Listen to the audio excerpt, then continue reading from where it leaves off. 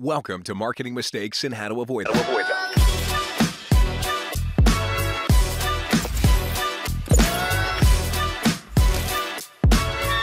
Here's your host, Stacy Jones. Welcome to Marketing Mistakes and How to Avoid Them. I'm Stacy Jones, and I'm so happy to be here with you all today. And I want to give a very warm welcome to Darren Horwitz. Darren is the founder of TenTen, a leading brand implementation firm that helps organizations plan, build, and manage brand change. With over 20 years of experience in branding, advertising, and television production, Darren has a proven track record of delivering measurable results in brand optimization. His resume includes an early career working in entertainment at Geraldo and Montel and HBO Cinemax, before moving over to the agency worlds of McCann-Erickson, Interbrand, and FutureBrand. With the brand implementation process built to focus on efficiency and optimization, Darren builds client plans and management models from any starting point.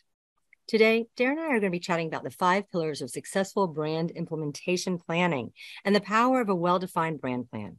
We'll learn what works from Darren's perspective, what should be avoided, and how some businesses miss the mark. Darren, welcome. So happy to have you here today.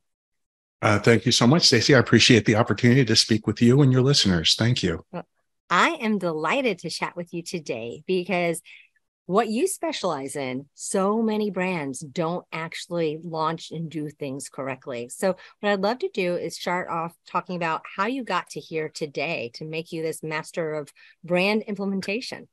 Well, thank you. I think, and it was interesting, and I've heard this from people who've been on your show where they hear their own bios, and it's a weird sensation. I didn't realize that the television side was in there, but it makes complete sense. But yeah, I grew up in a TV household, and my father was a news producer for Cronkite and went on to other shows, what's now Nightline and things like that. So I grew up in a household where there were tight deadlines and a lot of stress, and constantly trying to put things out there for people to see and experience.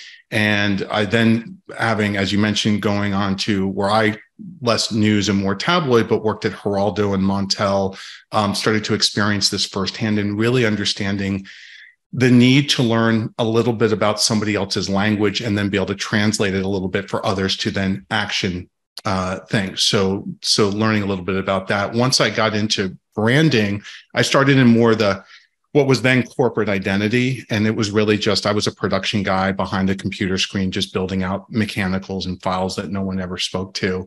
But the industry evolved from corporate identity into more branding, and the requests became more sophisticated, and the needs of the agencies to deliver more sophisticated products and services was there. And as I started to go through branding and see things evolve, I also took part of my experiences where we, at the time, the department in production, we were always left holding a bag of garbage. So some account person would set up a timeline, they'd write a scope, you'd have a few hours, what you thought might be a few hours for your team to do something. They'd work through the work. Everybody would run over, go out of scope, eat up budget. And by the time it got to the production team, we had no money, no budget, no time to do things. And it became very frustrating. And again, being used to deadlines and deliverables, we understood that, but this was a little bit excessive and very hard to deliver. So we put our hands up and we decided to work backwards. And what we started to do was think about all the different branding work streams that were needed. Think about the timelines involved to get things done, who needed to be involved, think about the scope of work and the steps required, and then start to work with the other departments to allocate hours for each step of the way, so that by the time it got to us in production, or at that point became implementation, we knew we would be covered. And what we were able to do was gain the trust of other departments such as creative or strategy to really be able to build out these plans and these scopes with them in mind. They trusted us to make sure that they were covered. And so from there, it just turned into, I started to hit a little bit of a sweet spot in, deadlines, timing, hours, budgets, things like that, production. And there was a defining moment, had a lot of help along the way from others, but there was a defining moment where Humana Insurance was going through a rebrand. And somebody came to me and said, hey, we have this client, they're going through a major rebrand, and they want to know, how much is all this going to cost? Do you have any idea what it's going to take? And I said, well, yeah, actually, I kind of do. And for what I don't know, we can figure this out. And so it was the first time that a production guy kind of stood away from the desk and became a little bit more client facing.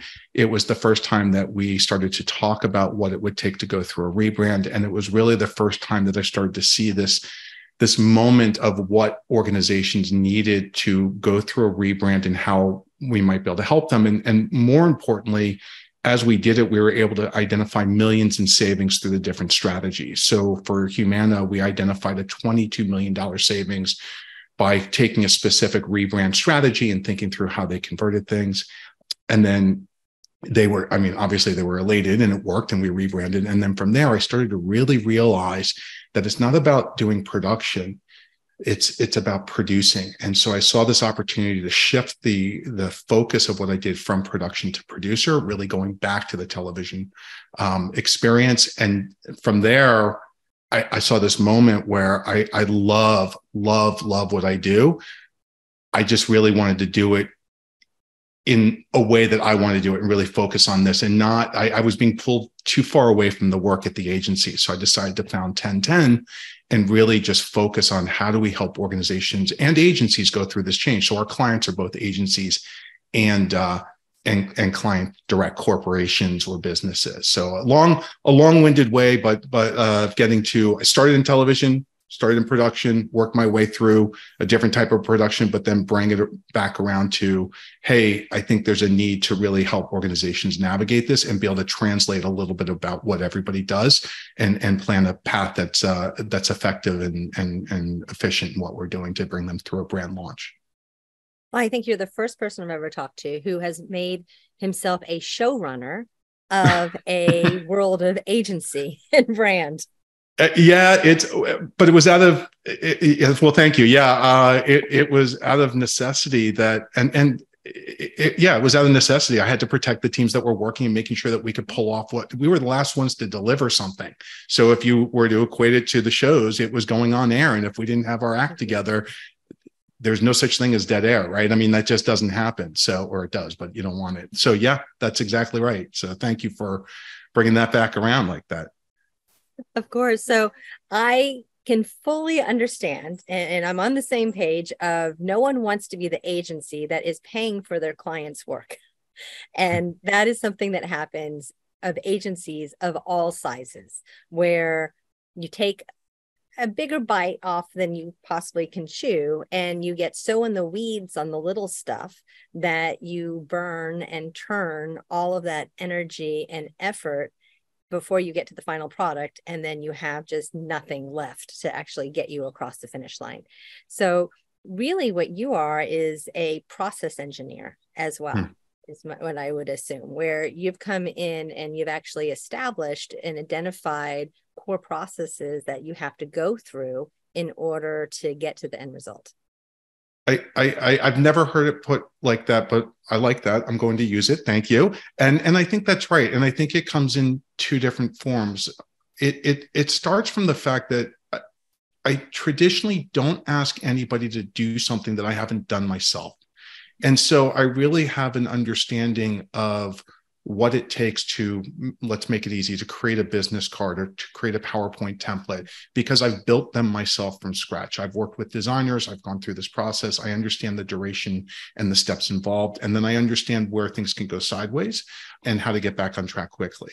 So that's part of it in the process. I think the other part is that what I've really been able to do, again, with the help of many others in honing what we offer from a planning perspective, is how to get in quickly and assess the needs of an organization, really put together a strategy that everybody can rally around, that they can socialize, that they can manage expectations, point out where there's variables or buffers needed to account for the things that you cannot account for, but really give them something solid that is actionable. And that's the one thing that we really, that's core to who we are at TenTen, which is everything we do has to be actionable. And so from a process engineer and an efficiency standpoint, it can't just live in a deck and look nice or on a poster. It has to be actionable. And so what we're delivering are not just the understandings of what one is about to embark on, but also the steps that they should take to get there, regardless of who does the work. Me, an agency, internal teams, doesn't matter. So,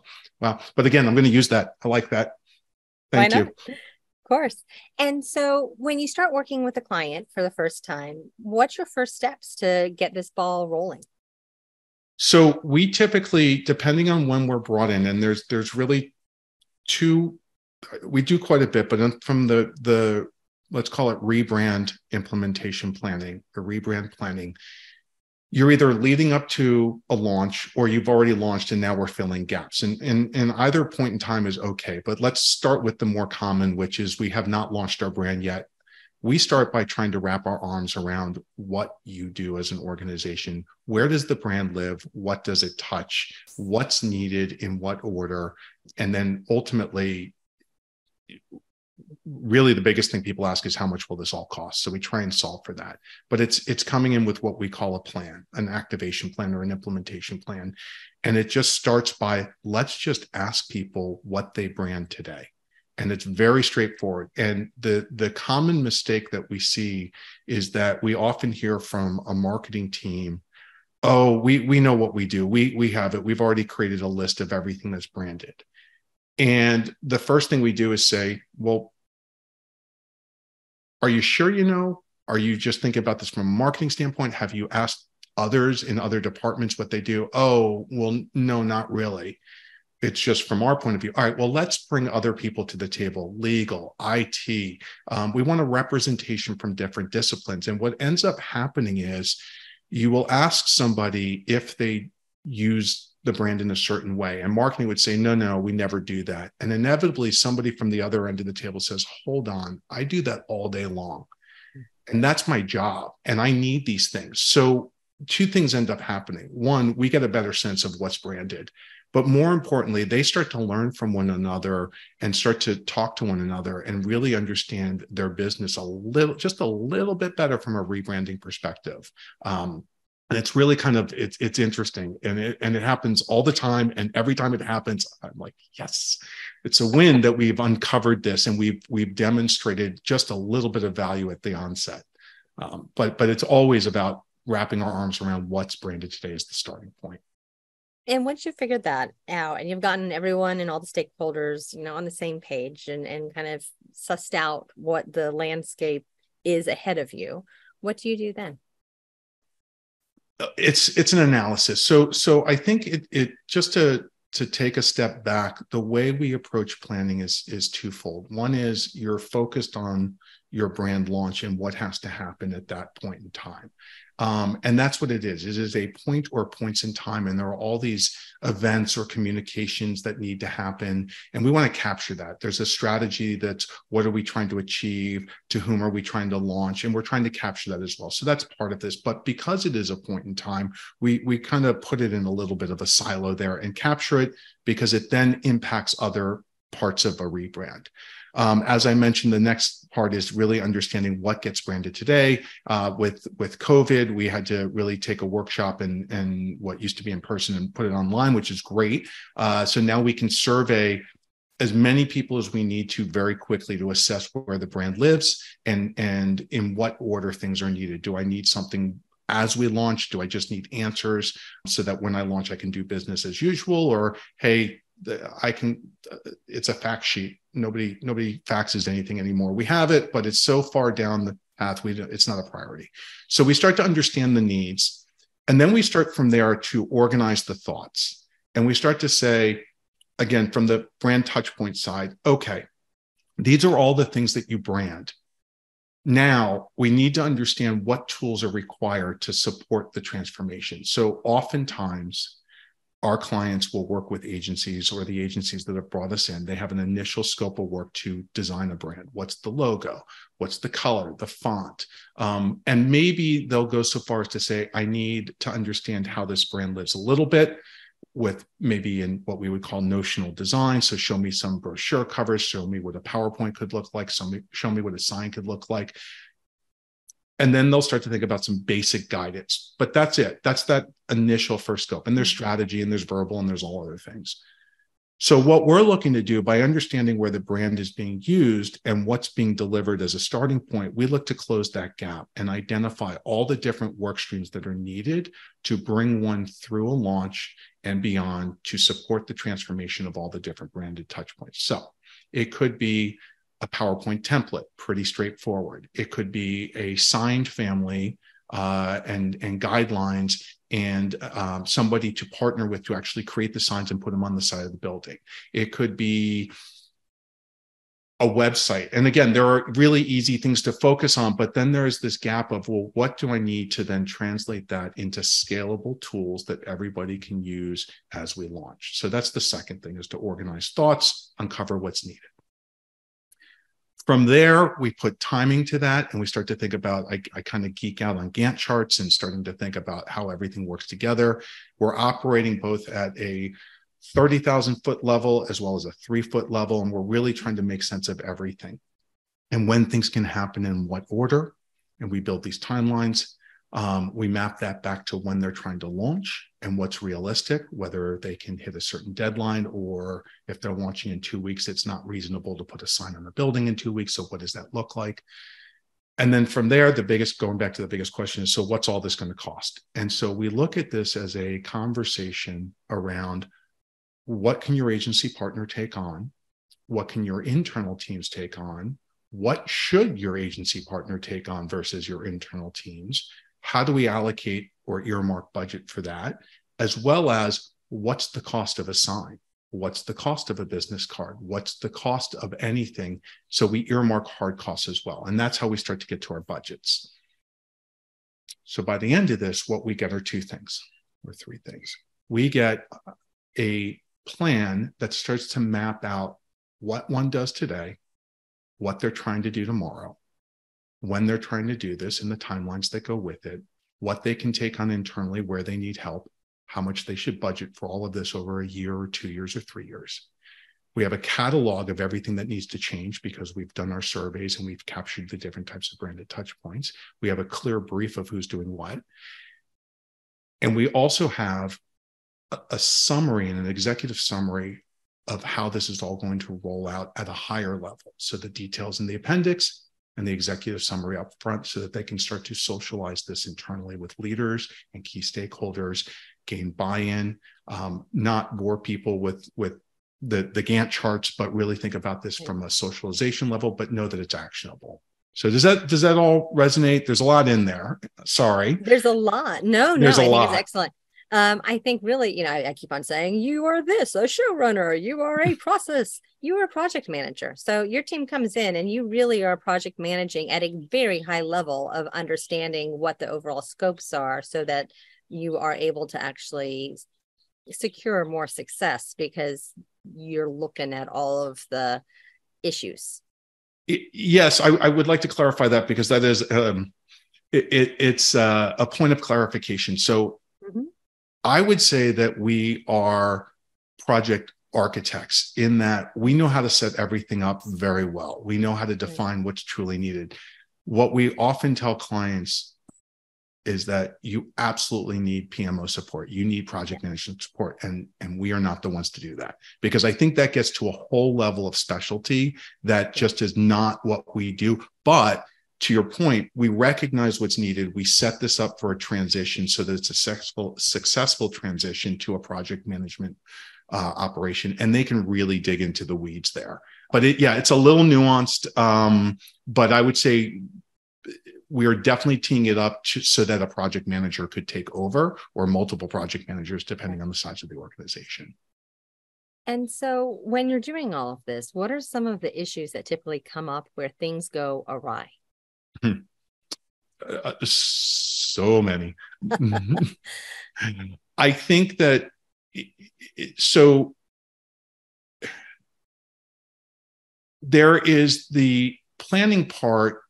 Again, I think, as I mentioned earlier, the challenges there are being very marketing centric. And the watch out is, it's not just from a marketing point of view. You need to really understand the needs of an organization. You need to understand what others do. We call it rebrand empathy. And you really need to understand that there are so many people out there that do so much that you probably have no idea they're doing. And you might take it for granted, just like they might take what you do for granted. I think that's a common watch out that we see. I think that timelines are great, but they're only as good as the day they're written. and everything shifts, and especially when you're going through an organizational change such as a rebrand. And I think you need to add for flexibility. When prior to forming TenTen, we worked on my colleagues and I have a lot of old colleagues who are now working with me. We worked on rebranding American Airlines at FutureBrand, and same process, built out a detailed Gantt chart, maybe 300 lines of data going into the program. And this was well beyond the planning. This is actually now getting into the details, working with their project management team. And every day it was, well, you said on line 247, it should start now and end there. And we kept having to explain that, yes, that is the right timeline, that is the right duration. But the reality is the step before didn't happen, the step after has changed, and we need to flex. So the snapshot of time is only as good as that moment. And you need to allow for flexibility. Sometimes launch dates change. Sometimes they move up. Sometimes things get pushed out. We've seen all of that. So I think it's about understanding that there needs to be built-in flexibility in all of this. I would say the other thing is, some of the common watchouts are most people haven't gone through this before. And so it's really sometimes clients are really good and trusting and say, I haven't done this. I need the help. I need the expertise. I don't know what I don't know. And other times they don't say that. And it's interesting to watch, and both are perfectly good people and they're trying to do their best, but it's really interesting to see when someone thinks they know what's coming and they have no idea. And it's just fascinating. And I think the idea of acknowledging you need help. There are people who specialize in this, just like there are people who specialize in design, or there are people who specialize in writing, and it is okay. But the sooner we can get in and start setting you up for success, or anybody can set you up for success, the better off and smoother a launch is going to be. And I think that's where people are so focused on launching a brand in that moment in time, they forget about the what's next. That's a big watch out. So I hope I'm answering your question. Well, maybe it's just that, certain types of breeds of people are just risk takers, and they like stressing and angsting and staying up all night and watching things fall apart because they don't actually have a system in place. Maybe, but if they are one of 40,000 people or even one of 400 people, there's still the rest of the organization that needs to go. And I think that's something to consider. Change is not easy. No matter who you are or what you do, change can be stressful, and changing a brand is no different. I think that you have a whole organization of employees or staff or people, or however you want to refer to them, and your clients or your customers that are about to experience this change. And so the sooner you can get in front of this, not just from what the branded experience is or the touch point is, or do we need to change over our sign, but also consider the communications that you need to provide people with. I say changing touch points is one thing and somewhat straightforward. Changing people is completely different. And you need to bring them through this journey. And there's a great framework, and I did not come up with it, but I believe it's know, believe, live, advocate. And the idea, I don't know, have you heard of this framework before? Mm-hmm. You have. Okay. So for your listeners, and again, I think this is great as you bring people through a brand change. No, I know what we are doing. I understand what we were doing. I believe that this is right for the organization and what it means. Live, I understand my role in this and what I can do to support this. Advocate, I can now teach others. So when we think about bringing an organization through a rebrand, we're often looking at how to cascade that information down. And again, going back to the launch component, we think about the communications, not just the touch points. We think about what are your objectives? What are you trying to say? We look at audience segmentation, understand what their needs are, what our expectations of that audience might be, and therefore how do we support this? And I think it goes back to that idea of if we want to make everyone a brand ambassador or a brand champion, then we need to bring them through this journey and really make sure that they have what they need, no differently than bringing people to the table and say, how do you use the brand today? Yeah, I'm sure having stakeholder as well as support buy-in is essential, and that causes everyone to actually work together a little bit better versus having all of those naysayers who are continuously pushing everything off the cart. Yeah, I think you find two types of people who give pushback. One might be at a leadership level where they have a bottom line or a business to protect, and they want to move quickly, or they have an objective that they see and they need to do things for whatever the business rationale is. And you can work with that. You can understand some of that and you can just plan accordingly. But then you have it at the employee level where maybe they're just, I think that the watch out there and to bring them along is to engage them and to really think about how to engage employees. And hopefully organizations recognize that we're not just swapping a logo out, but we are actually really transforming what we do. And it's one thing to say, yeah, we're changing our logo. But again, I think it's an opportunity that's much bigger to change the brand, to change how people experience it internally and externally. And the touch point, the letterhead or the sign, these are just little manifestations, but the people who speak to this, who want to promote what they do for a living and are proud, or we want them to be proud, we have to give them the help to get there. And it's really interesting to see people go through a journey. And it's also really interesting to see when you don't have the time or the opportunity to get in front of them as quickly as you would like. And I think that goes back to proper planning. And so how can our listeners, if they're interested in themselves and figuring out how they need help with brand implementation, reach out to you? The usual channels of LinkedIn, our website, I would say they can go to tentengroup.com/mistakes. So all spelled out, tentengroup.com/mistakes. I am on LinkedIn. Darren Horwitz, Horwitz, and happy to help, and always happy to have a conversation with somebody and see what their needs are and see if there's a way in which we can help them or point them in the right direction. It's not always about working with us, but we do believe in proper rebranding and organizations being successful. So we're happy to help in any way we can. Well, Darren, thank you so much for providing all of your thoughtful insights and guidance. And obviously you have set up a framework that has been proven to work, so you know what you are doing. Really appreciate you sharing your insights and time with us today. Thank you, Stacy. Appreciate your time. Thanks so much. Of course. And to all of our listeners, thank you for tuning in to another episode of Marketing Mistakes and How to Avoid Them. I look forward to chatting with you this next week. And until then, have a great one. If you have any questions in the middle of this time frame of how you can get your brand more integrated into other people's content, product placement, celebrity endorsements, influencer marketing, reach out. I'm happy to chat or I connect you with our team. Have a great one.